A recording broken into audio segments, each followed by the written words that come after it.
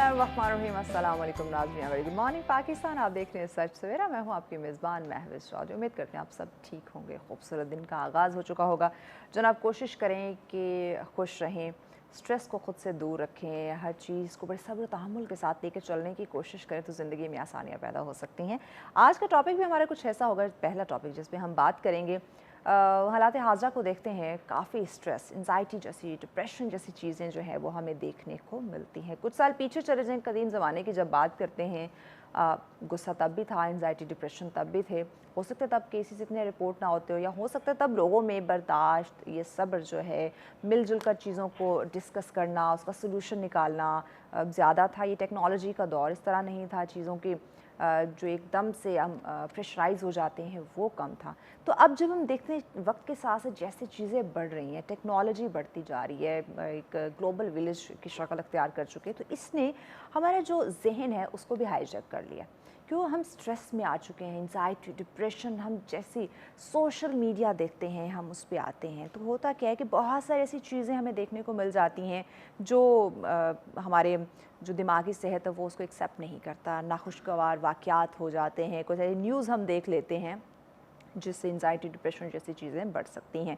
इसी के साथ साथ जब हम थोड़ा आगे बढ़ते हैं और देखते हैं अपने मुल्क को, जहाँ 64% से ज़्यादा हिस्सा जो है वो हमें हमारी यूथ, हमारे नौजवान दिखाई देते हैं। और जब देखते हैं कि माशाल्लाह पढ़ा लिखा, एक बहुत बड़ा पढ़ा लिखा तबका, हुनरमंद, सलाहियत रखने वाले लोग जब हमें नज़र आते हैं, स्पेशली हम नौजवानों की बात करें, वहीं कहीं ना कहीं जो है जो उनका एक विज़न या एक गोल सेटिंग है उसमें कन्फ्यूजन दिखाई देती है, कंफ्यूज दिखाई देते हैं। और यही जो एक कन्फ्यूजन है उनकी ज़िंदगी पे एक बहुत गहरे असरात मुरतब कर सकते हैं। असरात किस तरह के ऐसे हैं जिसमें आप कह सकते हैं एंजाइटी है, डिप्रेशन जैसी चीज़ें हैं, और इन्हीं चीज़ों से निकलने के लिए वो टेम्परेरी रिज़ल्ट, यानी कि एक ऐसी खुशी की तरफ जाते हैं जिससे थोड़ी देर के लिए वो ख़ुद को रिलैक्स कर सके, यानी कि ड्रग्स की तरफ चले जाते हैं। तो ये पूरा जो इस वक्त सिलसिला है हालात हाज़िरा को जब हम देख रहे हैं, ये पूरे वाक़यात जो हैं ये हमारी इंडिविजुअल ज़िंदगी की बात करें, इनफरादी सतह पे या इज्तिमाही लिहाज से ये किस तरह से मुतासिर कर रहे हैं। और अगर हम देखते हैं, आपने देखा हमारे प्रोग्राम में बेशतर क्लिनिकल साइकोलॉजिस्ट आते हैं, वो भी बताते हैं कि आजकल हम पहले तो बात करते थे कि बड़े जो हैं मैच्योर लोग इस बीमारी में मुब्तला होते हैं, जहनी बीमारी में, लेकिन इस वक्त हम देखिए एक छोटा सा बच्चा वो भी कहीं ना कहीं जो है वो एंजाइटी में है, डिप्रेशन में है। क्यों? उसे उस तरह से तवज्जो नहीं मिल पा रही जैसे बच्चा चाहता है। वही चीज़ जब एज बढ़ती जाती है, एज वाइज जाते हैं, नौजवानों के ऊपर बहुत ज़्यादा प्रेशर है, उनकी स्टडी का प्रेशर आ जाता है, उनके कैरियर का प्रेशर आ जाता है, उनकी फैमिली का प्रेशर आ जाता है, यानी कहीं ना कहीं चीज़ें जो है वो उसके ऊपर प्रेशराइज उसे कर रही होती है, जो कि उसकी मेंटल हेल्थ को मुतासर करती हैं। अब मेंटल हेल्थ, देखिए हम जहनी सेहत की बात करते हैं, हमारे ये हमारी बॉडी का एक बहुत अहम पार्ट है। जब तक हम मेंटली तौर पे, हम ज़हनी तौर पे, हमारी ज़हनी सेहत जब तक अच्छी नहीं होगी, हम अपना काम बेहतरीन तरीके से नहीं कर सकते।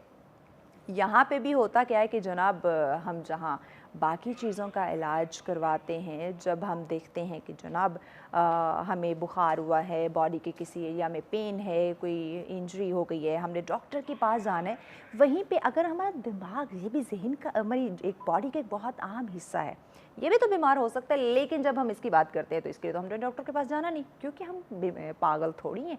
तो ये जो मिथ है, ये जो एलिमेंट है, इसको ख़त्म करने की ज़रूरत है, ताकि हम इस वक्त जो एक अदम बर्दाश्त की कैफ़ियत जो है वो हमें दिखाई दे रही है, उसको कंट्रोल किया जाए, ख़त्म किया जाए, और एक पुरसुकून माहौल के अंदर रहते हुए अच्छे डिसीजन ले सके। तो इसी पे हम बात करेंगे, हमारी मेहमान हमें ज्वाइन करेंगे, लेकिन इस ब्रेक के बाद साथ रहिएगा।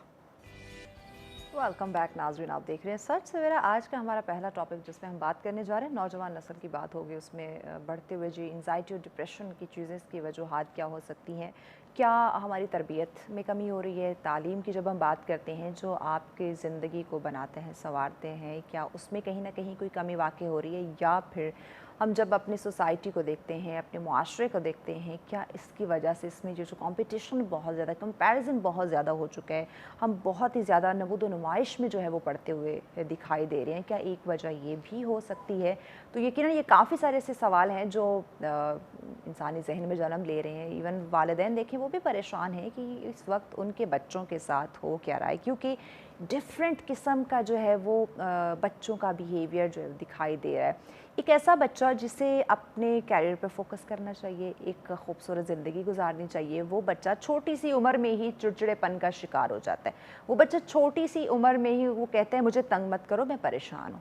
जब आपकी और मेरी उम्र थी, जब हम बचपन में थे, मुझे लगता है हम बहुत खेलते थे, कोई ऐसी परेशानी नहीं थी। लेकिन आज का बच्चा किन परेशानियों में मुब्तला है? इन्वायरमेंट का असर है, क्या वालिदैन की उस तरह से काउंसलिंग नहीं हो पा रही कि वो अपने बच्चे को उस तरह से ट्रीट करें, अपने बच्चे को क्वालिटी टाइम दें। देखिए, काम करना, बिजनेस करना, जॉब करना, सर्वाइव करने के लिए डिफरेंट एक्टिविटीज़ में ख़ुद को मुलव्वस रखना एक नॉर्मल चीज़ है।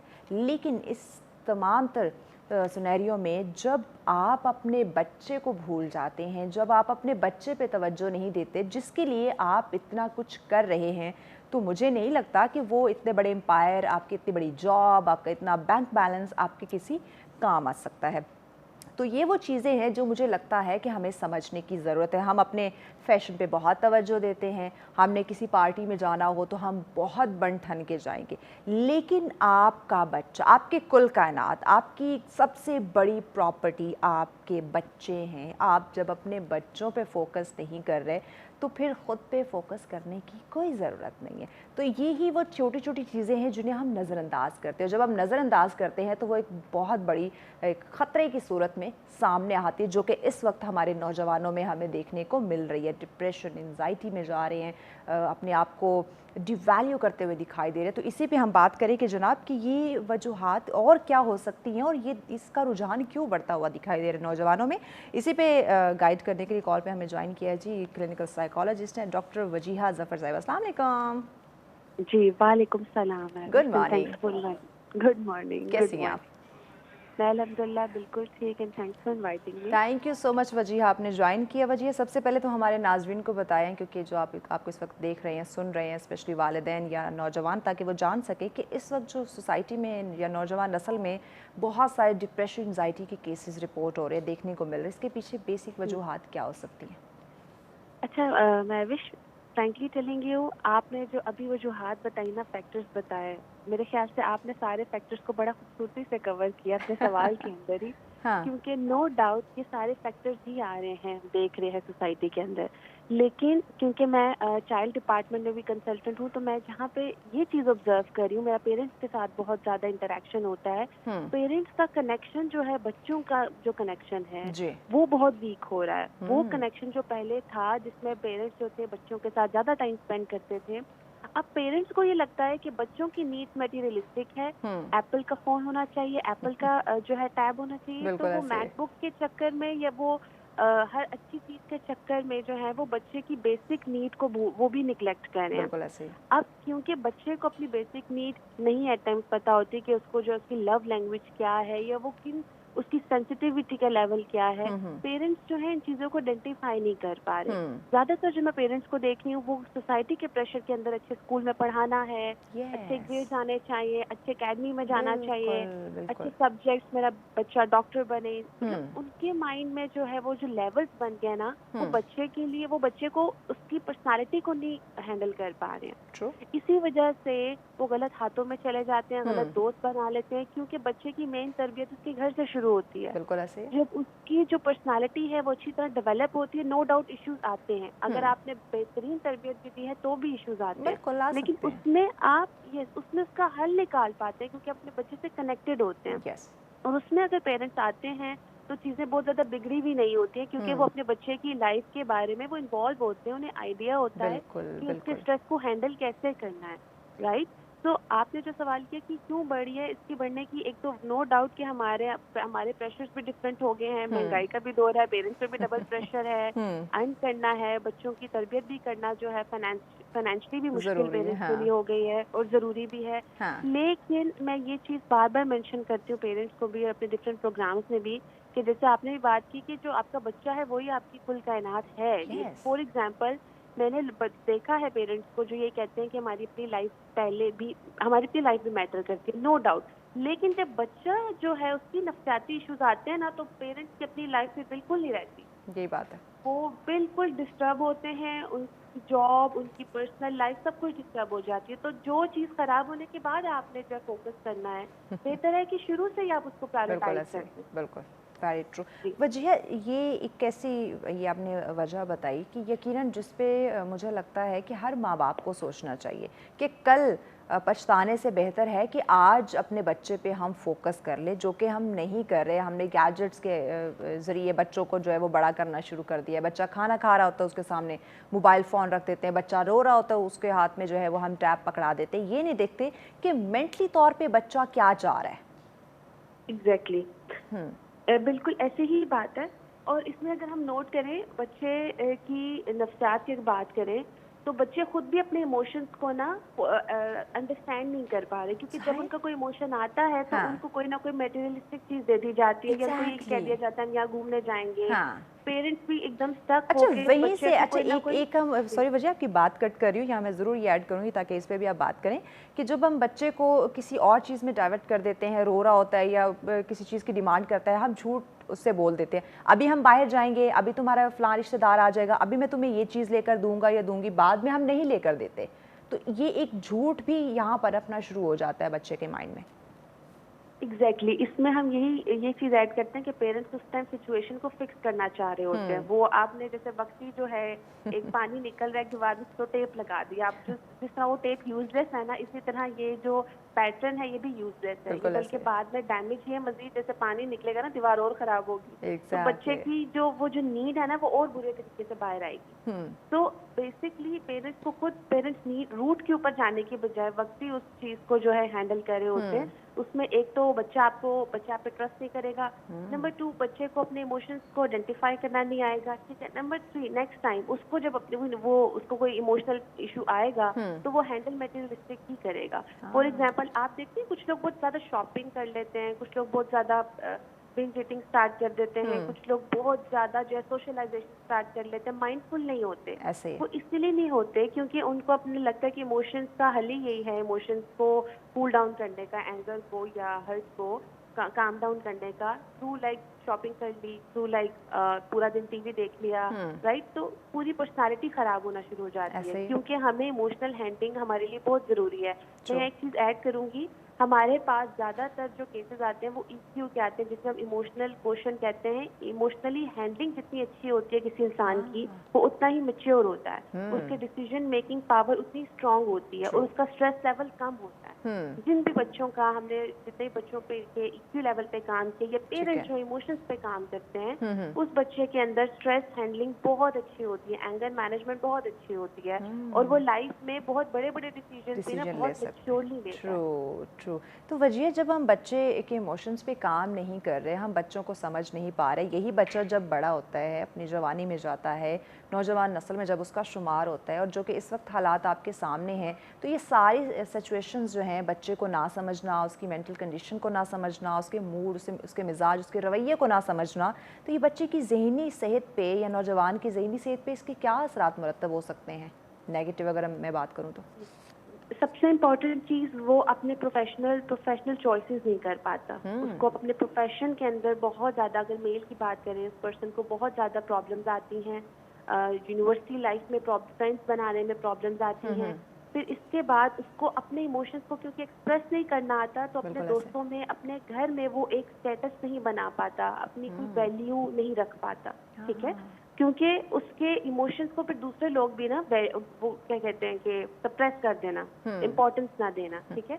इसके अलावा मैंने मैरिटल लाइफ में बहुत इश्यूज देखे हैं, बिकॉज अगर आप एक मैरिटल लाइफ में जाते हैं तो आपको बहुत चीज़ों की बड़ी बड़ी रिस्पॉन्सिबिलिटीज देनी पड़ती हैं। पार्टनर के साथ आपको एक्सप्रेशन आना चाहिए, तो वो भी पुअर देखा है। जैसे वाइफ में है तो वो कंप्लेन करिए, और अगर हस्बैंड है तो वो वाइफ कंप्लेन करे, जिनकी जो है स्ट्रेस हैंडलिंग पुअर है। स्ट्रेस हैंडलिंग की बजाय डिसीजन मेकिंग की भी बात करेंगे। फिर इसके अलावा पार्टनर के बच्चों की तरबियत में बहुत इश्यूज मैंने देखे हैं। अच्छा, अगर मेल में है तो मैंने देखा है कि वो अनअवेलेबल हो जाएंगे, वो बिल्कुल फोकस ही अपनी जॉब पे कर लेंगे और वो डिपार्टमेंट बच्चों का वाइफ पर डाल देंगे। ठीक ठीक वजिया, इस पे मज़ीद हम बात करते हैं, ब्रेक की जाने पड़ना। ब्रेक के बाद मज़ीद हम जानते हैं कि ये जब हम रिलेशंस की बात करते हैं, ना सिर्फ हम अपनी प्रोफेशनल लाइफ की बल्कि पर्सनल लाइफ को जब हम देखते हैं तो इसमें जो इश्यूज़ आ रहे हैं यकीनन उनको सॉल्व करना, उसका सोल्यूशन निकालना बहुत ज़्यादा ज़रूरी है, क्योंकि रिश्ते बहुत खूबसूरत होते हैं और हमारी लापरवाही से ये ख़त्म हो सकते हैं। तो इस पर बात की जाएगी नाज़रीन, लेकिन इस ब्रेक के बाद साथ रहिएगा। वेलकम बैक नाज़रीन, आप देख रहे हैं सच सवेरा। आज का पहला टॉपिक जिस पे हम बात कर रहे हैं, हमारी नौजवान नस्ल पे डिस्कशन की जा रही है और इसमें जिस वक्त बढ़ते हुए एंजाइटी डिप्रेशन की अलामात है उसको हम डिस्कस कर रहे हैं कि इसके पीछे क्या वजूहात हैं कि ये जो बीमारी है, जो जहनी जिस हम सेहत की बात करते हैं उस में बिल्कुल हम तवज्जो नहीं उस पर दे पा रहे और आए दिन ये एंजाइटी डिप्रेशन और इस तरह के दिलखराश वाक़यात जो है वो हमें देखने को मिलते हैं। तो इसका जो सलूशन है वो होना बहुत ज़्यादा ज़रूरी है। तो वजिया हमारे साथ है, उसी से हम बात करें। वजिया साहब, हम रिलेशंस पे बात कर रहे थे कि जब अपनी प्रोफेशनल और पर्सनल लाइफ को हम बैलेंस नहीं रख पाते तो उसके जो असरात हैं ज़हनी सेहत पर वो क्या मुरतब हो रहे और किस तरह से बैलेंस किया जाए कि इश्यूज़ मसाइल आते हैं लेकिन उसको डिस्कस करने से ही उसका सलूशन निकलता है, ना कि आप उसको अपने ऊपर हावी कर लें, आप एंजाइटी या डिप्रेशन में जाना शुरू कर दें। एग्जैक्टली बिल्कुल ऐसा ही है। जब हमारी पर्सनल और प्रोफेशनल लाइफ दोनों ही डिस्टर्ब होती है तो फिर पर्सन अपने आप को ना एज अ फेलियर देखने लगता है कि लाइफ में कुछ भी ठीक नहीं जा रहा। और उस फेलियर वाली स्टेटमेंट की वजह से जो एक मेंटल स्टेटमेंट चल रही होती है उसकी वजह से ओवरऑल जो फिजियोलॉजिकल सिम्टम्स है ना वो भी आना शुरू हो जाते हैं। सर दर्द रहना, भूख ना लगना, चिड़चिड़ापन होना, बात ना करने को दिल करना किसी से, बेचैनी सी रहना। फिर जब इस तरह के सिम्टम्स आते हैं तो फिर वो दवाइयों पे चले जाते हैं क्लाइंट्स के लोग, ठीक है। तो जब आप दवाइयों पे जाते हैं तो उसके और साइड इफेक्ट्स आते हैं। तो ये पूरा साइकिल ही पर्सनालिटी का भी और फिर बॉडी का भी ना डिस्टर्ब हो जाता है। तो हमें वहाँ से शुरुआत करनी चाहिए जो चीज़ें हमारी हाथ में है। तो मोस्ट इम्पॉर्टेंटली आपको शुरुआत अपने आप से हमेशा करनी चाहिए। बिकॉज मैं हमेशा ये कहती हूँ कि अगर आप एक खुश इंसान हैं तो आप इस किट के लोग, आपकी फैमिली है, आपके बच्चे हैं, वो ऑटोमेटिकली इस एनर्जी में आ जाएंगे। तो इम्पोर्टेंट चीज़ ये है कि आपको पहले अपने आप को कनेक्टेड फील करना है, चाहे स्पिरिचुअली करें, चाहे आप रिलीजियस के हवाले से करें, चाहे आप किसी भी पॉइंट से, चाहे अपनी जॉब के हवाले से करें, अपने इमोशन के हवाले से करें। पहले आप ये देखें कि आपके अंदर कौन सी स्पेस है, कौन सी कला बन गई है। ये जो बचपन से एक पैटर्न आया है जिसमें आपका ध्यान चीजों की तरफ है, मटेरियलिस्टिक रहे हैं। तो जब आप अपने अंदर उस फलाह को पुर करना शुरू करते हैं तो ऑटोमेटिकली आपको चीजों के सॉल्यूशंस भी नजर आना शुरू होते हैं। हम क्या करते हैं, हम चीजों को एकदम से बाहर से फिक्स करना शुरू कर देते हैं, लोगों को फिक्स करना शुरू कर देते हैं, जान छुड़ाते हैं, इग्नोर करेंगे कि नहीं ठीक हो जाएगा, इग्नोर कर देते हैं। एग्जैक्टली या जान छुड़ाते हैं कि देखा जाएगा। एक टॉक्सिक पॉजिटिविटी से हम कहते हैं जिसमें आप छोड़ देते हैं कि ठीक है अल्लाह मालिक है। अब अल्लाह मालिक तो होता है लेकिन ऑब्वियसली अल्लाह पाक ने एफर्ट्स को रखा है काउंट करते हैं, ठीक है। इंसान की जिस चीज में जितनी मेहनत होती है उसको उस हिसाब से ही वो चीज मिलती है।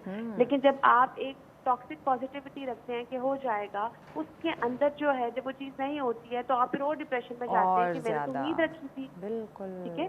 तो सोल्यूशन में सबसे इम्पोर्टेंट चीज कि आप अपने पे वर्क करें, through therapy, through spiritual, through friends, through anything आप उस पर वर्क करें। दूसरी चीजें आती है कि फिर जो आपके बहुत करीबी कनेक्शंस हैं, कोशिश ये देखें, फ्रेंकली टेलिंग यू, जब हम अपने पेरेंट्स के साथ इमोशनल कनेक्शन नहीं बनाते वो सारी जिंदगी हमारे अंदर खला रहती है। तो आप अपने पेरेंट्स के साथ, अपने पार्टनर के साथ, अपने बच्चों के साथ कनेक्शन बिल्ड करें, क्योंकि इंसान जो है ना कनेक्शन की बेस पे बना है। अच्छा, कनेक्शन की जब आपने बात की ना, हम अपनी फैमिली, जो हमारे घर जिनके साथ हम रहते हैं, जो हमारे करीबी रिश्ते हैं, उनसे हमारा उस तरह से कनेक्शन नहीं है जितना मीलों दूर बैठे लोगों से, यानी कि सोशल मीडिया पे होगा। यस एग्जैक्टली महविश, यही वजह है कि हम इतना स्ट्रेस का शिकार हो रहे हैं कि हमारी अपने माँ बाप से दोस्ती नहीं है, हमारे अपने बहन भाइयों से दोस्ती नहीं है, हमारे करीबी फ्रेंड सर्कल नहीं है। इसीलिए हम इतना दूर हो रहे हैं, क्योंकि जिनसे हमें अपने दिल की बातें शेयर करनी चाहिए, जिनको समझानी चाहिए, हम उन्हीं से दूर होते हैं, ठीक है। तो ट्रस्ट मी, जब हम क्लाइंट से भी इन चीज़ों पे वर्क करते हैं ना, उनके पेरेंट्स के साथ रिलेशन स्ट्रॉन्ग करते हैं, अपने बच्चों के साथ, उनकी लाइफ ऑटोमेटिकली एक हेल्दी सर्कल का पार्ट बन जाती है।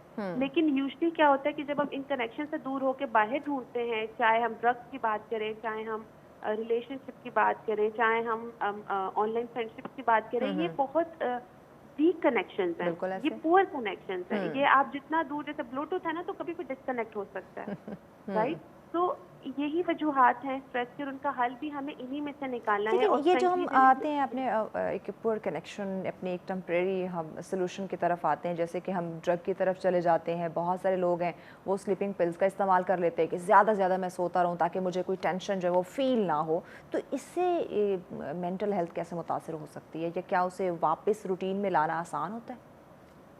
रूटीन, आपने बहुत अच्छा पॉइंट रेज़ किया। फंक्शनैलिटी हम इसको कहते हैं रूटीन को, कि रूटीन जो है, जब आपके कनेक्शन वीक होते हैं ना, तो आपको अपनी लाइफ के कोई पर्पस नहीं नजर आते।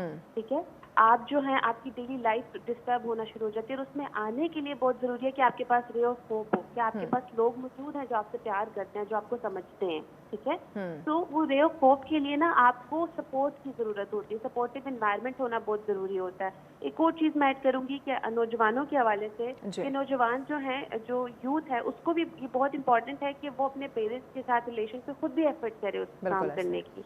हम ये एक्सपेक्ट नहीं करें कि हमारे पेरेंट्स ही समझेंगे।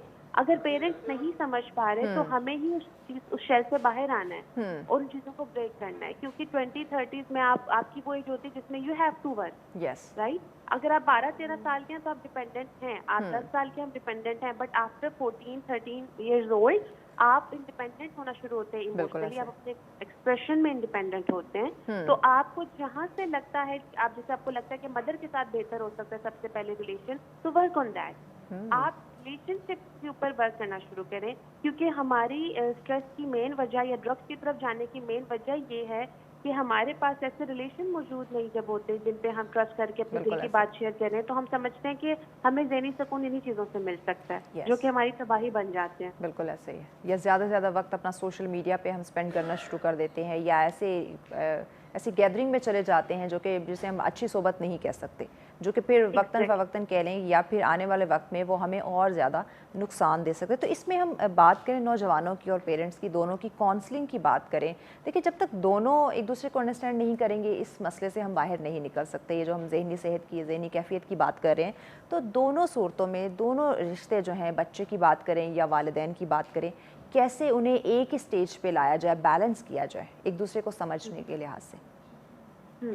देखिए, उसमें ये होता है, जैसे हम भी इसमें कुछ टेक्निक्स अप्लाई करते हैं, जिसमें सबसे पहले हम ये टेक्निक अप्लाई करते हैं जिसमें हम उन्हें ये कहते हैं, सीबीटी की टेक्निक है, कि हम उनकी फ्रेमिंग करते हैं। फॉर एग्जांपल, मैं इसको ईजीएस्ट वे में बोलूँ तो पेरेंट्स को हम ये कहते हैं कि आप बच्चे की नीड्स को अंडरस्टैंड करें, और बच्चे को हम ये कहते हैं कि आप अपने, अगर कम एज है, आप उनके एक्सप्रेशन पे हम काम करवाते हैं। क्योंकि नीड जो है ना, दोनों की फुलफिल होना जरूरी है, ठीक है, लेकिन उससे पहले समझना जरूरी है। वही मैं आपको चीज कह रही हूँ, हम सोल्यूशन पता बात है जब हमें जड़ का पता हो कि मसला क्या है। हमें मसला ही नहीं पता होता और हम उसको बस हम सोल्यूशन क्या निकालेंगे। True, exactly. तो इसी वजह से चीजें फिर इरिटेट हो जाती हैं जब आप उनको हल नहीं कर पा रहे होते। तो इम्पोर्टेंट चीज है कि पेरेंट्स की भी जब हम काउंसलिंग करते हैं तो हम उनको यही कहते हैं कि अगर आपने अपने बच्चे की नीड्स को समझना है तो उसके साथ टाइम स्पेंड करना शुरू करें, उसको सुनना शुरू करें। आप समझ सकते हैं जब आप उसको सुनेंगे। अनफॉर्चुनेटली सुनाने वाले आजकल बहुत मिल जाते हैं, सुनने वाला नहीं मिल रहा। एग्जैक्टली, और यूथ को ये इशू आता है कि हमें एडवाइजेस बहुत मिलती हैं। ठीक है, तो इसीलिए भी वो उनको सुनने, क्योंकि और पेरेंट्स का ये होता है कि इनको कौन सा स्ट्रेस है ना, जैसे मैंने पहले भी शो में बात की थी कि ये तो बहुत यंग है, लेकिन 13-12 साल के भी केसेस आ रहे हैं और फिजियोलॉजिकल सिम्टम के साथ नैविश, जिसमें उनको बॉडी पेन्स हैं, बॉडी एक्स हैं, मसल्स वीक हैं, कि इतना ज्यादा स्ट्रेस है हमारी यूथ में, राइट।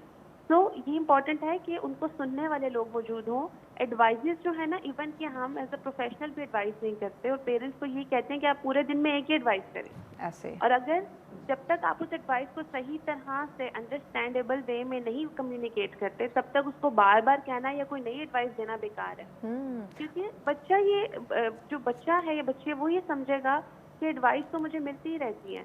तो नसीहत तो बहुत करते रहते हैं। एग्जैक्टली तो वो फिर उन्हें कहीं से भी एडवाइस मिलती है ना, तो उसमें क्या होता है कि वो उससे भागना शुरू हो जाते हैं, स्केप करना शुरू हो जाते हैं।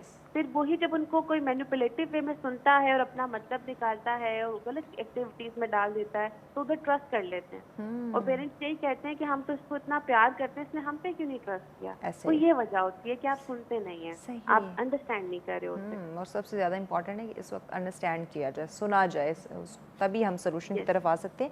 वजह इसके अलावा मुझे बताइए, जो टॉक्सिक रिलेशंस हैं या ये ओवर थिंकिंग इस वक्त बहुत देखने में आ रही है, इससे कैसे मुतासिर हम हो रहे हैं? हम एक तो उसमें सबसे जो हमारा ओवर थिंकिंग की अगर मैं बात करूँ, we are just spending hours in the past and minutes in the present. हम लोग बहुत ज़्यादा टाइम अपने पास्ट में स्पेंड कर रहे होते हैं और या फ्यूचर में जा रहे होते हैं, हम प्रेजेंट में नहीं रह रहे होते। यही वजह है कि हम माइंडफुल नहीं होते और हमारे कनेक्शंस हैं या हमारी अपनी मेंटल हेल्थ है वो इतनी इफेक्ट होती है कि हमें पूरा दिन यही नहीं पता होता कि हमने आज पूरा दिन महसूस क्या किया, हमारा इमोशन कौन सा रहा। ठीक है, हमें गुस्सा किस बात पे आया, हमें रोना किस बात पे आ रहा है। टाइम्स हमें क्लाइंट रिपोर्ट करते हैं कि हमें यही नहीं समझ आ रही है। वो इसलिए कि हम माइंडफुल नहीं होते, माइंडफुल ईटिंग तक नहीं कर रहे होते। खाना खाते हुए भी हमें टीवी चाहिए या हमें खाना खाते हुए भी हमें जो है फोन चाहिए, जिसकी वजह से हमारा जो स्पेशली सोशल मीडिया की वजह से हमारी माइंडफुलनेस बहुत इफेक्ट हुई है। रात को सोते हुए भी स्क्रॉलिंग करना, दिन में भी हमारा यही जो फोकस है स्क्रॉलिंग पे रह रहा होता है या टीवी पे होता है, मीडिया पे। हमें चीजों को अब जैसे फॉर एग्जांपल अगर अपने आप को हम कहीं भी अच्छा वक्त क्वालिटी टाइम नहीं दे पा रहे। एग्जैक्टली मैं जैसे वही मेटाफर यूज कर रही थी कि हमें जब भूख लगती है हम उतना ही खाते हैं जितनी हमारी भूख होती है, लेकिन जब उससे ज्यादा खाते हैं तो हम वो वॉमिट करने लगते हैं। इसी तरह ब्रेन को जब आप एक्स्ट्रा इन्फॉर्मेशन देते हैं ना तो ब्रेन को मेमोरी का इशू होने लगता है, फोकस का इशू होने लगता है, माइंडफुलनेस का इशू होने लगता है। इसी वजह से अक्सर क्लाइंट जो हमारे पास आते हैं वो फोकस के इश्यूज के साथ आते हैं कि हमसे फोकस नहीं होता, हम अंडरस्टैंड नहीं कर पाते। तो जब आपका फोकस नहीं होता आप अंडरस्टैंड नहीं कर पाते। इम्पोर्टेंट चीज, हमने इस चीज को अपनी रूटीन का इतना हिस्सा बना लिया, मोबाइल को, टीवी को, कि हमें फील ही नहीं हो रहा कि हमें कोई इशू है। हम उस इशू के साथ भी सरवाइव करना सीख चुके हैं। ऐसे ही है। तो इसी वजह से हमारी जो मेंटल हेल्थ है वो इतनी इफेक्ट हुई हुई है। तो ऐसे किन कोई बेसिक ऐसी पॉइंट्स बताएं जो हम रूटीन में उसे शामिल करें। अब जैसे हम 9 to 5 ऑफिस जाते हैं, हमें पता है हमने हमारा जो नेचर ऑफ जॉब है वो क्या है, हमने कितनी फाइल्स देखनी है, किस किस इंसान से मिलना है। जब ये चीज़ें हमारी रूटीन में शामिल हैं तो कोई इसी तरह से कुछ ऐसे पॉइंट्स, कुछ ऐसे टिप्स बताएं जो हम अपनी रेगुलर रूटीन में शामिल करें, डे बाय डे जो सिचुएशन है हमारी वो बेहतर होना शुरू हो जाए। मैंने जो सबसे ज़्यादा जिन लोगों को फिजिकली और मेंटली अपने आप को देखा है हेल्दी वे में पार्टिसिपेशन अपनी करते हुए लाइफ में, वो ये है कि उनकी एक सेट ऑफ रूटीन होती है। ठीक है, आपने इतने बजे उठ के माइंड मेडिटेशन करनी है या डीप ब्रीथिंग एक्सरसाइज करनी है या नमाज के लिए उठना है।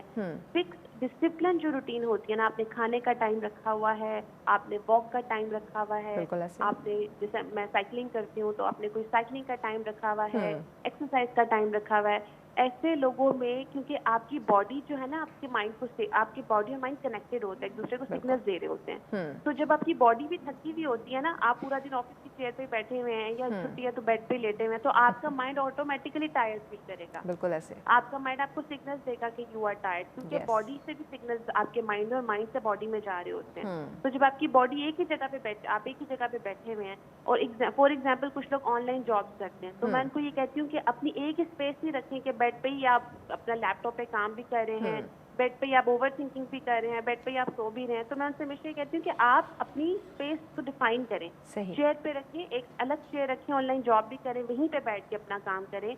रात को ओवर थिंकिंग हो रही है तो बेड को छोड़ दें, आप वॉक कर लें, आप कोई बुक रीडिंग कर लें, और फिर जब बिल्कुल स्लीपी हो तो आप आके सो जाएं। तो हम डिफाइन नहीं कर रहे होते हम अपनी चीज़ों को, अपनी रूटीन को डिफाइन नहीं कर रहे होते। हमें खाने की रूटीन हमारी नहीं होती है, राइट? इवन लेट नाइट जब हमें क्रेविंग होती है हम कुछ ना कुछ ऑर्डर कर लेते हैं और उसके बाद फिर हम सो जाते हैं। तो हमारे लिए आसानियत जितनी हुई है ना, हमारी लाइफ का डिसिप्लिन चला गया। बिल्कुल, इसी बात में अपना पैगाम ऐड कर दीजिए नाज़रीन के लिए। मैं लास्ट में पैगाम यही ऐड करूंगी इसी बात से कनेक्टेड कि अपनी रूटीन, सेट ऑफ रूटीन रखें, क्योंकि सबसे ज्यादा जरूरी हमारी mental health and physical health. Thank you so much Wajiha, thank you so much आपने वक्त दिया। यकीनन नाज़रीन सबसे ज़्यादा इंपॉर्टेंट है कि हम अपनी रूटीन को सेट करें, अपनी मेंटल हेल्थ का ख्याल रखें। जब तक आप जहनी तौर पर परफेक्ट नहीं होंगे, फिट नहीं होंगे, एक्टिव नहीं होंगे, कोई काम भी अच्छे से सरअंजाम नहीं दे सकते। ब्रेक की जाने पर जनाब, ब्रेक के बाद हम जो हमारा अगला टॉपिक होगा इंतहाई इंटरेस्टिंग है, ब्यूटी टिप्स पे हम बात करेंगे, लेकिन इस ब्रेक के बाद साथ रहिएगा।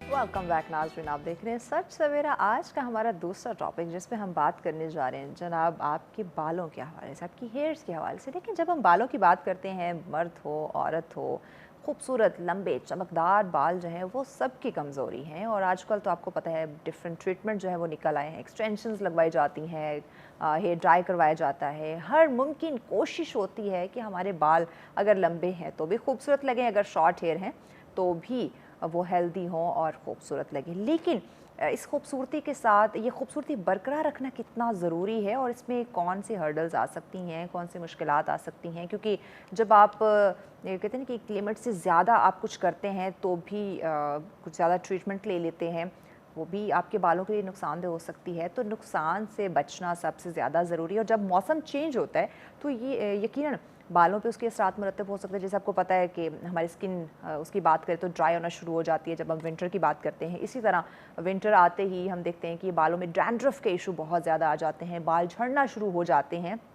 तो ये कुछ ऐसी चीज़ें हैं जो अगर हमें वक्त से पहले पता हो या हम साथ साथ ये जानते रहें तो ये जो इश्यूज़ आते हैं इनसे हम बच सकते हैं। तो इसीलिए आज ये यकीन एक मेन इशू है, सबके साथ है, मर्द हों, ख़वातीन हों, बच्चे हों, सभी के साथ ये इशू आ रहा है। तो इस इशू पे आज हम बात करने वाले हैं कि बालों की कौन सी ऐसी बीमारी है जो ज़्यादा आम है और उसका इलाज किस तरह से हो सकता है, केयर किस तरह से हो सकती है, क्या घरेलू टोटके करें तो बेहतर है या कोई प्रॉपर हेयर एक्सपर्ट से रुजू करके हम इस मसले का हल निकाल सकते हैं। तो इसी पे बात करेंगे। हमारे साथ है हेयर एक्सपर्ट हैं जी अफशा हमारी। अस्सलाम वालेकुम, कैसी हैं आप? ठीक ठाक, बहुत शुक्रिया अफशा, वक्त दिया आपने। अफशा, हमारे नाज़रीन को सबसे पहले तो बताइए क्योंकि मौसम चेंज हो रहा है तो मैं पहला सवाल भी यही करना चाहूँगी कि ये जो मौसमी तब्दीलियाँ हैं, इस मौसम की वजह से, बदलते मौसम के जो असरात हैं हमारे बालों पर वो क्या हो सकते हैं? देखिए जैसे हमारी स्किन बहुत सेंसिटिव हो जाती है मौसम के बदलने के साथ साथ, इसी तरह हमारे बाल भी बहुत सेंसिटिव हो जाते हैं। कुछ ऐसे वेदर होते हैं जिसमें हमारे बाल जो है ना वो झड़ने शुरू हो जाते हैं और बहुत ज़्यादा झड़ने शुरू हो जाते हैं। तो हम अगर इनकी केयर करते हैं साथ साथ तो ठीक है, अगर हम इनकी केयर छोड़ देते हैं तो फिर डेफिनेटली फिर बाल तो खराब होते हैं, का शिकार हो सकते हैं, फिर बहुत सारी बीमारियाँ होती हैं बालों की भी। और इस जैसे ये विंटर आ रहा है, इसके लिए बहुत ज़रूरी है कि आप बालों की ऑयलिंग करें, जो कि लोग टाइम नहीं मिलता या लाइक नहीं करते और छोड़ देते हैं। ऑयलिंग बहुत आपके बालों के लिए ज़रूरी है, जो करनी चाहिए। अच्छा, यानी कि इस विंटर ये जो सीज़न की हम बात करें, इसमें अगर ज़्यादा से ज़्यादा हम ऑयलिंग करें तो ये जो डैंड्रफ के इशू हैं स्पेशली, इससे बच सकते हैं। इससे बच सकते हैं, क्योंकि मोस्टली लोग कहते हैं कि नहीं हम ऑयलिंग नहीं करते, हमारे सर में दर्द शुरू हो जाता है, एक ये भी एक्सक्यूज़ है। हाँ, सर में दर्द की वजह ये भी है कि हम ऑयल लगा के घंटों छोड़ देते हैं। अच्छा, ज़्यादा टाइम दे देते हैं। हमें ऑयल लगाने का मतलब ये है कि आप हाफ आवर या आप 1 आवर, आप पूरा दिन भी लगा सकते हैं जिनको सूट करता है, और जिनको नहीं सूट करता वो 1 घंटा 2 घंटे आप लगाएं, लेकिन लगाएं ज़रूर, क्योंकि आपके बालों को नमी की ज़रूरत है। और अगर आपके बालों में नमी नहीं रहेगी तो वो ड्राई हो, क्योंकि हम लोग बहुत सारे शैम्पू, कंडीशनर, मास्क इस तरफ चलेंगे ना, तो हम नेचुरल चीज़ों से हट गए। जब नेचुरल से हटते हैं तो फिर हमारे डेफिनेटली फिर उसका इशू तो आएगा ना, इशू तो आएगा। अच्छा, मुझे ये बताएं, इस मौसम में विंटर की हम बात करें, इसमें डैंड्रफ के बहुत ज़्यादा इशू आ जाते हैं, इसकी क्या वजह हो सकती है और इससे बाल कैसे डैमेज होता है और इसका इलाज भी यकीनन होगा? बिल्कुल, स्टार्ट से बात करते हैं। स्टार्ट से ये बात करते हैं कि कुछ लोगों को हमने सुना होगा उनमें झंड का रिवाज नहीं होता। मैं बहुत कॉमन बात बता रही हूँ। कुछ लोगों में सुन्नत के हिसाब से झंड का रिवाज होता है। तो कहते हैं ना कि हर चीज़ में मसलियत होती है। बिल्कुल ऐसे। तो अगर हमारे इस्लाम में भी जाए तो ये मसलियत है।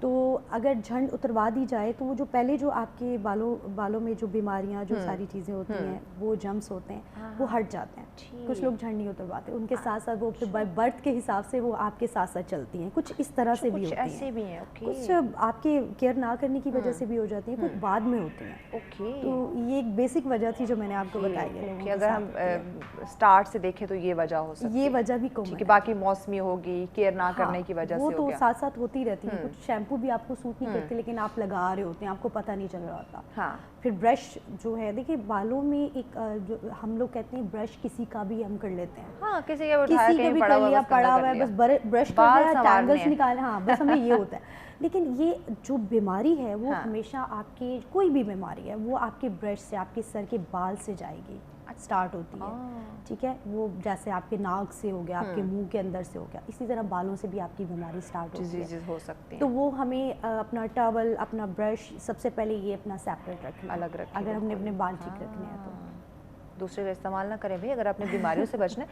अच्छा, ये वक्त से पहले बाल झड़ना या सफ़ेद होना क्यों शुरू हो जाते हैं? बालों का सफ़ेद होना जो है वो मुख्तलिफ डाई से भी हो जाता है। समटाइम ऐसा होता है कि 30+ या 40+ लोग जो है वो डाई करना शुरू हो जाते हैं, केमिकल, हैवी केमिकल स्टार्ट करते हैं। तो उससे भी ये चीज़ें हो जाती हैं।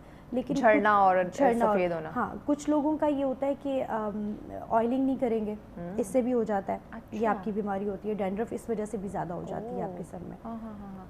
अच्छा, ये जो डाई की बात की ना, जो आपने कहा 30+ से ख़वातीन या मर्द हज़रात हैवी डाई लेना शुरू कर देते हैं, ठीक है, उनके पास तो काम ही ये बचता है कि वो आए दिन सैलून का रुख किया होता है, अपने बालों का रंग चेंज करवा रहे होते हैं। लेकिन इस वक्त यंगस्टर्स की अगर हम बात करें, अंडर 30 की हम बात करें या 20 की बात करें, तो बहुत ज़्यादा ये वाइट हेयर या हेयर फॉल हो रहा है। ये बीमारी है। अगर आप देख रहे हैं ना कि आपकी एज से पहले हो गया तो ये बीमारी है। जैसे स्किन, जैसे आपकी बाय बर्थ भी आपको बीमारी होती है, इस तरह से होता है। इसका इलाज मुमकिन है। आप होम्योपैथिक, एलोपैथिक की तरफ अगर आप जाए ना, तो ये आपकी बीमारी ठीक हो सकती है। या फिर हमारी डाइट भी तो ऐसी हो ना, डाइट की वजह से डेफिनेटली हम दूध नहीं पीते, हम अंडा नहीं खाते, हम दही नहीं खाएंगे, ये हमारे बालों के लिए जरूरी चीज़ें हैं जो हम नहीं कर रहे होते। हम सुबह उठ के चाय पी रहे होते हैं। हेल्दी नाश्ता नुकसान वाली बात है जो हमारे हेयर स्किन के लिए बहुत नुकसानदेह है। Yes exactly. ये डिफरेंट टोटकों का इस्तेमाल करना शुरू कर दें। अच्छा, हार्मोनल इशू, मुझे इस पे ज़रूर नाज़रीन को बताएं कि ख़वातीन में ये जो हार्मोनल इश्यूज़ होते हैं, इससे भी बालों पे इसके असरात आते हैं? इससे बहुत आते हैं। अगर फीमेल के भी और मेल के भी हार्मोन दोनों जब होते हैं, जी बिल्कुल होते हैं। आप 12-13 साल का बच्चा भी अगर आप देखें जिनमें हार्मोन्स चेंज होते हैं, तो उनकी भी बालों को आप देखेंगे, उनकी शाइन पहले जाएगी, डैंड्रफ भी होना शुरू हो जाती है। ये स्टार्ट वहीं से स्टार्ट होता है। और क्योंकि उनकी भी डाइट ठीक नहीं होती है। अगर आप डाइट ठीक कर लें तो ये इशू आपका सॉल्व हो सकता है। मसला डाइट ठीक करना, जो कि हो नहीं पाएगी। करनी चाहिए, विटामिन्स आपने पूरे करने चाहिए, मिलियन वगैरह, हाँ, ये सारी चीज़ें, पानी टेक आपकी ठीक होनी चाहिए, तो ये ठीक हो जाएगा।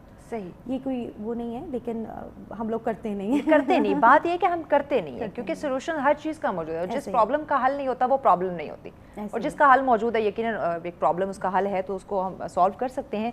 बहुत सारे डिफरेंट विटामिन्स का हम घरेलू टोटकों पे मैं बात करना चाह रही हूँ कि हम वो खुद ही यूज़ कर रहे होते हैं।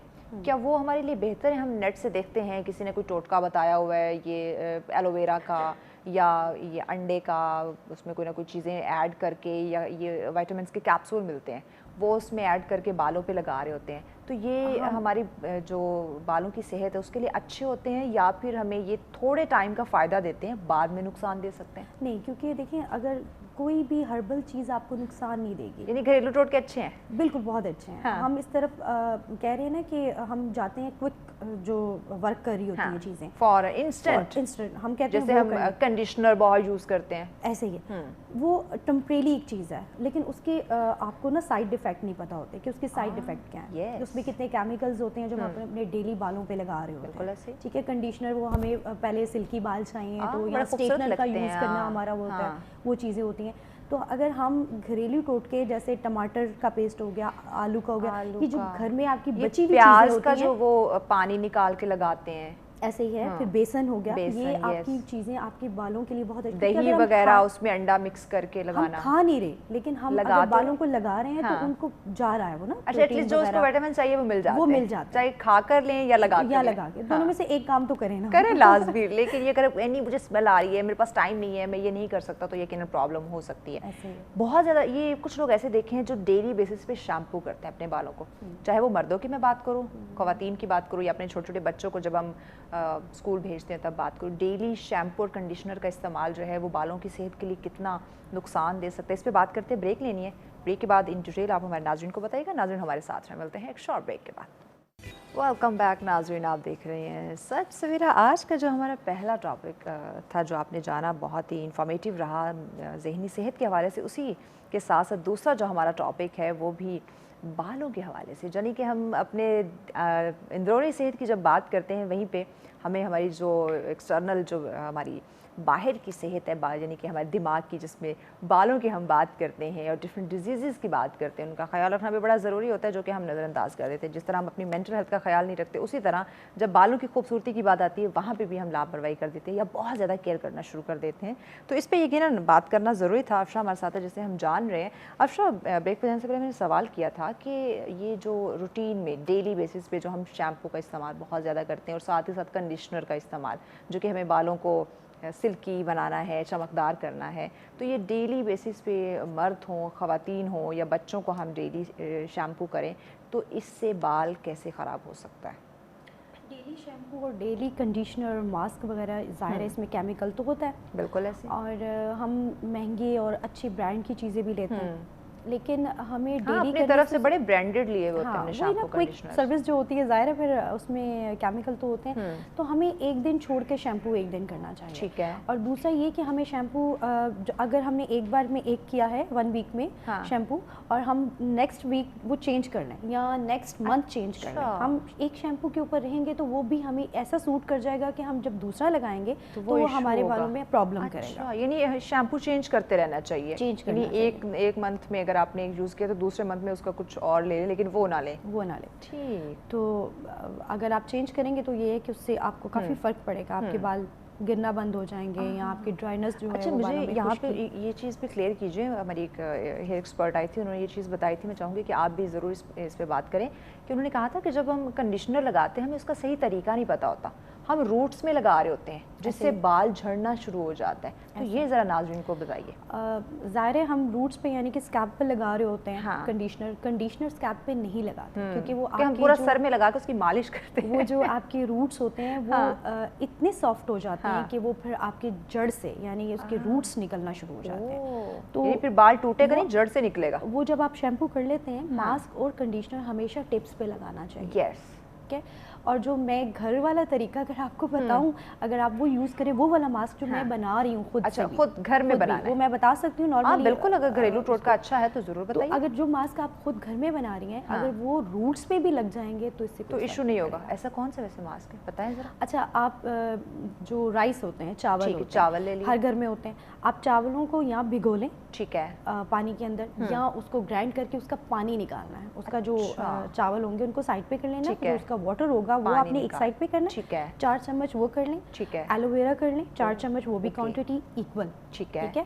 और इन दोनों को फिर इसके बीच में आपने कुकम्बर जो होता है, वो थोड़ा सा आपने वो 1 चम्मच, एक स्पून, और उसमें जिंजर जो है वो 2, ठीक है, 2 स्पून। अगर उससे ज्यादा करेंगे तो वो भी आपके बालों को, अच्छा, यानी क्वांटिटी का ख्याल रखना है, क्वांटिटी का ख्याल करना, वो भी आपके बाल उससे भी झड़ेंगे। ठीक। ये कम हो जाए तो चलेगा, कम हो गया तो ठीक है, ज्यादा हो गए तो बाल झड़ सकते हैं। आप स्प्रे भी कर सकते हैं। अच्छा। और अगर इसका आपने मास्क बनाना है, जो हम कहते हैं कंडीशनर, तो उसका आपने एलोवेरा लेना है, ठीक है, उसके अंदर आपने कोकोनट ऑयल डालना है, ठीक हो गया, और उसके बाद आपने उन दोनों को मिक्स करके उसके अंदर अगर आपको बहुत ज़रूरत है तो थोड़ा सा लेमन भी डाल सकते हैं, शाइन के लिए। तो इन तीनों चीज़ों को, राइस का पानी, ये लाजमी, ठीक है, उस तीनों को मिक्स करके आपने ग्राइंड करके वो आपने रखना, वो बड़ा अच्छा लिक्विड बनेगा। आप देखेंगे कि वो ऐसे होगा जैसे, अच्छा, वैसे महंगाई का दौर है तो आपकी बचत भी हो जाएगी, कंडीशनर बहुत महंगे, नॉर्मल कंडीशनर भी 500-600 से कम नहीं है। और आप इसको स्कैल्प पे भी यूज करें, इसको अच्छे से करें, मसाज करें, फिर उसके बाद आपने प्लेन वाटर से उसको अच्छे से निकालना भी है, वो आपके बालों में रह ना जाए। सही। अगर रह गया तो वो भी आपके लिए, बालों के लिए अच्छा नहीं। अच्छा, कुछ लोग यहाँ पे बाल वॉश करने की बात हुई तो मुझे याद आ गया कि हम गर्म पानी से ये जो बाल धोते हैं सर्दियों में, स्पेशली विंटर में, वो फिर मजबूरी होती है, लेकिन आप मजबूरी नॉर्मल, इसका फायदा और नुकसान बताएं। फायदा नुकसान यही है कि वही आपके जो रूट्स होते हैं वो बहुत सेंसिटिव हो जाते हैं। ठीक है, तो जब गर्म पानी से जब आप बाल धोते हैं, वो फिर आप ज़ाहिर है फिर जब आप टॉवल ड्राई करते हैं उसको, तो वो आपके टॉवल ड्राई के अंदर ही आपको लगेगा कि वो आपके बाल देखिए कितने सारे लगे होते हैं, तो वहीं से आपके बाल टूटना और झड़ना शुरू हो जाते हैं। ख्याल रखना जरूरी है। ऐसा ही है। तो बस जैसे ही आप कंडीशनर को लगा लें, उसको प्लेन वाटर से निकालें, ठीक है, अच्छे से, ठीक है, और वार्म थोड़ा सा पानी, टाइम के लिए ज़्यादा गर्म नहीं करें। कितने टाइम के लिए रखें? इतना जितने में आप अपनी बॉडी वॉश कर लें, क्योंकि नॉर्मली कंडीशनर तो 2-3 मिनट का, 3-4 मिनट तो लग जाते हैं आपके। आप फिर उसके बाद उसको प्लेन वाटर से निकाल के, ठीक है, आप देखिए आपके बाल इतने सिल्की होंगे कि आप कहेंगे आपको कंडीशनर की जरूरत ही नहीं पड़ेगी। क्या बात है, यानी कि मर्द हज़रात भी ये टोटका कर सकते हैं, सिल्की बालों के लिए, अगर जेल वेल यूज नहीं करें, अगर उनके बाल नहीं होंगे तो फिर उसका भी एक टोटका है, मैं बता सकती हूं। अच्छा, गंजेपन का, वो भी बताएं, जरूर बताएं, क्योंकि ये इशू है। हाँ, गंजेपन के लिए ना बहुत ज़रूरी है आपका एलोवेरा, तो आपको पता है कि हर घर में, मैं तो ये कहती हूँ कि थोड़ा सा लगा लें। अब ज़मीन में आपके बहुत ज़्यादा अगर ज़मीन है तो किसी गमले में लगा लें, किसी भी चीज़ में लगा लें, तो वो बढ़ना शुरू हो जाएगा। ऐसे ही तो वो एक तो वो नेचुरल होगा, ओरिजिनल होगा, उसमें कोई केमिकल नहीं होगा। जैसे कि हम मार्केट से लेते हैं तो हमें नहीं समझ आ रही नहीं होता ये ओरिजिनल है या मिलावट है। तो वो आप वो ले लें, एलोवेरा ले लें, फिर एलोवेरा का जो आप निकालें, फिर उसके अंदर एक लीव कड़ी पत्ता होता है, कड़ी पत्ता, ठीक है। लेकिन एक होता है वो ड्राई, एक होता है ग्रीन कलर का, ठीक है। वो ग्रीन कलर का ड्राई नहीं लेना? हाँ, ड्राई नहीं लेना, ठीक है। आप वो ले लें, एलोवेरा ले लें, और इसमें भी राइस का पानी, ठीक है, ठीक है।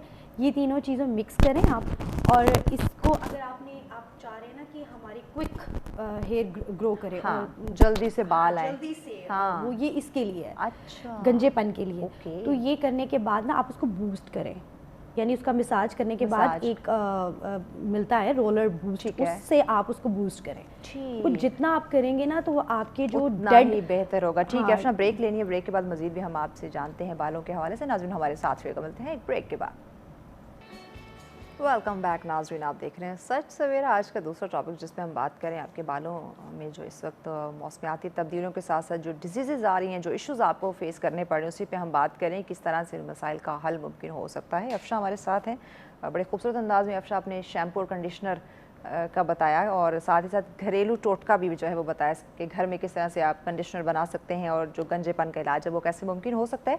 वहीं पे अब जिनके बाल हैं ज़रा उनके हवाले से थोड़ा सा और हमें गाइड करें कि ये जो क्योंकि विंटर है तो इसलिए मैं ये बात ज़रूर जानना चाहूँगी कि हम हेयर ड्रायर का बहुत ज़्यादा इस्तेमाल करते हैं। हमने बाल वॉश कर लिए तो फ़ौरन से हमने उन्हें ड्राई करना है, तो हेयर ड्रायर का यूज़ करना या फिर स्ट्रेटनर का बहुत ज़्यादा यूज़ करना बालों को स्टाइलिंग देने के लिए, तो ये बालों को ओवर हीटिंग से क्या नुकसान हो सकता है? देखिए, पहले तो हम जो केमिकल लगा रहे हैं वही बहुत आपके बालों को डैमेज करता है। यानी वीक पहले ही हो चुके हैं। हाँ, आपके बाल जितना ही लाइट आप केमिकल, यानी कि जितने बालों को लाइट करवा रहे हैं उतना हैवी केमिकल आपके बालों को लगता है, उसका वॉल्यूम उतना ही ज़्यादा आपको ऐड करना पड़ता है, तब जाके आपके बालों का एक डिफरेंट कलर आता है। ठीक है। तो ये सबसे पहले आपके बालों को नुकसान देता है। फिर उसके बाद हम उसके बाद ओवर हीटिंग, जो स्ट्रेटनर बालों को स्ट्रेट करना, और उसके बाद ड्रायर से बाल कर रहे होते हैं, तो ये आपकी बहुत बड़ी रीज़न होती है आपके बालों का झड़ना, डैंड्रफ, खुश्की, ड्राइनेस, ये सब इसी तरफ जाता है। अगर हम ये करें, उसके साथ साथ हम इसकी केयर करें, तो ये चीज़ें थोड़ी कम हो सकती हैं। ठीक है। अच्छा, इसके लिए सीरम का कहा जाता है कि आप अगर ड्रायर यूज़ करने जा रहे हैं या आपने स्ट्रेटनर यूज़ करना है तो कुछ सीरम बताए जाते हैं जो आप पहले अप्लाई कर लें। ऐसे ही है। सीरम आप कर सकते हैं, टोनर होते हैं, हेयर टोनर होते हैं, आप वो यूज़ कर सकते हैं। आप कुछ भी नहीं है, आप गुलाब का अर्क लें, उससे आप अपने बालों और सस्ता सबसे हाँ, वो भी कोशिश करें। अगर आप गुलाब की पत्तियों का खुद बना सकते हैं तो बहुत अच्छी बात है। अच्छा, पहले ये बना करता था, मुझे लगता है अब ये जो नेचुरल चीज़ें हैं ना, जो खुद से वो ऑर्गेनिक चीज़ों की ये चीज़ ये हमने ख़त्म कर दी है। ऐसे ही ये ऑयली स्किन और ऑयली हेयर जो होते हैं उनके लिए बहुत अच्छा होता है, क्योंकि ये आपकी पोर्स को बंद कर देता है। तो आपके जब पोर्स बंद हो जाते हैं वर्क के बाद, तो उसके बाद उसके अंदर कोई भी यानी केमिकल या कोई हवा या कोई इस तरह की चीज़ जो डस्ट होती है उससे बच जाता है। ठीक है। तो ये आपको टोनर सबसे अच्छा है। अगर आप वो करने के बाद आयरन करें तो भी अच्छा है। और सीरम लगाते हैं तो प्रोटेक्टर होता है, एक सीरम प्रोटेक्टर होता है। हमने अक्सर देखा है ना कि ये नाज़रीन समझते होंगे कि बहुत सारे एंकर्स हैं जिनके ओरिजिनल हेयर्स इतने खूबसूरत लग रहे होते हैं, ऐसा बिल्कुल नहीं, एक्सटेंशन यूज़ की हुई होती है। वो इसलिए क्योंकि अगर डेली बेसिस पे वो ये हीट देंगी बालों को, ड्रायर का या ब्लो ड्रायर जिसको हम कहते हैं करवाना, या स्ट्रेटनर का यूज़ करेंगे तो बाल डैमेज हो सकता है। ऐसे ही ज़्यादातर एक्सटेंशंस होती हैं। शोबिस के लोगों के लिए तो एक्सटेंशंस अच्छी होती है, लेकिन मैं कहती हूँ वो एक्सटेंशन जो क्लिप्स में हो, क्लिप्स वाली जो फौरन से आप रिमूव कर सकें, ये फौरन से जो भी आप परमानेंट नहीं, टेम्परेरी। ऐसे ही है। वो आपके वर्जिन बाल जो है वो उससे बच जाते हैं, आपका सारा वर्क जो होता है वो उसके ऊपर। अच्छा, एक्सटेंशन का यहाँ पे अच्छा हुआ जिक्र आ गया, क्योंकि ये भी बड़ा फैशन इन हो चुका है। हमने हेयर एक्सटेंशन लगवाना और काफ़ी महंगा भी है, और काफ़ी महंगा ये ट्रीटमेंट प्रोसीजर है। तो ये हेयर एक्सटेंशन, एक तो आपने कहा क्लिप्स वाली टेम्परेरी, वो नहीं जो परमानेंट लगवाई जा रही है, इसका क्या नुकसान है जो हमारे बाकी हेयर हैं उनके लिए?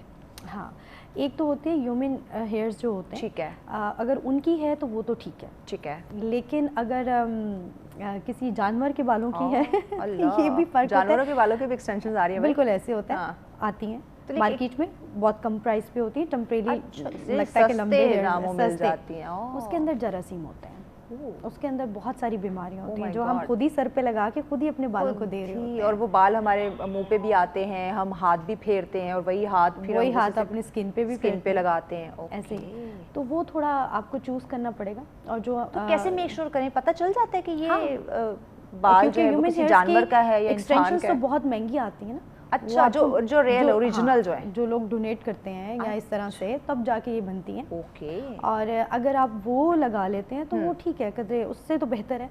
लेकिन क्लिप्स वाली का फ़ायदा ये है कि आपने लगाया, स्टाइल बनाया और आपने उतार दिया। हाँ, ये है ना कि जब आपका दिल किया आप अपने छोटे बाल दिखा ले, जब दिल की आप बड़े बाल लगा लें। जो परमानेंट है उसके बारे में मैं कुछ नहीं कहूँगी, वरना वरना बहुत सारी सैलून वाली मुझे बहुत सारे मेरे कोलीग्स कहेंगे कि आपको एक्चुअली में व्यूअर्स को ये बताना ज़रूरी है कि अगर आप एक्सटेंशन का यूज़ कर रहे हैं तो आपको पता होना चाहिए कि आपके लिए कौन सी जो है वो बेहतर है। ये चीज़ बताना जो है वो मेक श्योर करना हमारे जो है प्रोग्राम का मकसद है। ये एक्सटेंशन के साथ साथ ये जो हम कलरिंग बहुत ज़्यादा करवाते हैं, हाँ, आए दिन जो है वो हम हेयर डाई करवा रहे होते हैं, तो इससे बाल कैसे डैमेज हो रहा है, कितना नुकसान हो रहा है, और एक क्या इसका एक टाइम पीरियड क्या है कि इतने टाइम बाद हम उस बाल को दोबारा कलर करवाएं। हम बालों को 3 मंथ के बाद अगर डाई करवाते हैं तो वो आपके थोड़े बाल तब तक स्टेबल हो चुके होते हैं। और अगर हम अभी चेंज कर दिया, फिर 1 महीने बाद बोर हो गए और कलर चेंज कर दिया, हाँ, तो उससे हमारे बाल जो है ना। अच्छा, यहाँ मैं ज़रूर बताना चाहूँगी, मेरी एक जानने वाली, उसे मैंने मना भी किया, उसने आज कलर करवाया और कहते हैं कलर करवाने के 2-3 दिन बाद उसका ओरिजिनल रिजल्ट मिलता है। फ़ौरन से इस तरह आपको वो अच्छा रिजल्ट नहीं दिखता। अब उसने आज कलर करवाया, कल कह रही अच्छा नहीं लग रहा, उसका फ़ौरन क्या जाके फिर चेंज करवा लिया, वो करवाया डाई, फिर अच्छा नहीं लग रहा, तीसरे दिन फिर जाके केमिकल लगवा रही है। तुम क्यों अपने गंजा करवाना चाह रही हो? क्लाइंट्स के ऐसे मूड स्विंग्स देखते हैं। हाँ। कि नहीं, जो मैं कह रही थी वो जो टीवी में देखा वो नहीं, ऐसा नहीं होता। हाँ। जो टीवी में आप देख रहे हैं वो चेंज हो जाता है, वो आपकी स्क्रीन लाइट्स आपके ऊपर जब आती है तो वो आपको वो लग नहीं रहा होता जो आपका आ रहा होता है। और हमें तो वही चाहिए भाई जो हमने मीडिया पे देखा है, जो हमने एक मॉडल का देखा है, ऐसे ही है। हाँ। तो उनकी वो आके कहती है फिर और चेंज करती है, वो अपने बालों पे इतने तजर्बे करती हैं कि ये थोड़ा सा इसके बारे में अवेयरनेस होनी चाहिए। और मैं कहती हूँ अवेयरनेस क्लाइंट्स को खुद अपने आप को खुद देनी चाहिए। देखो, हम स्किन की बात करते हैं, अफशा बालों की बात करें, ये हमारी ब्यूटी है और ये सेंसिटिव इश्यूज होते हैं। और औरत के बाल खूबसूरत ना हो तो औरत नहीं लगती। फिर आपको वही गंजेपन का शिकार, फिर एक्सटेंशन का यूज करना पड़ेगा, आपको वो आर्टिफिशियल ब्यूटी का सहारा लेना पड़ेगा। ऐसे ही है। तो उससे अच्छा है आपको जो अल्लाह पाक ने दी हुई है आप उसी का ख्याल रखें।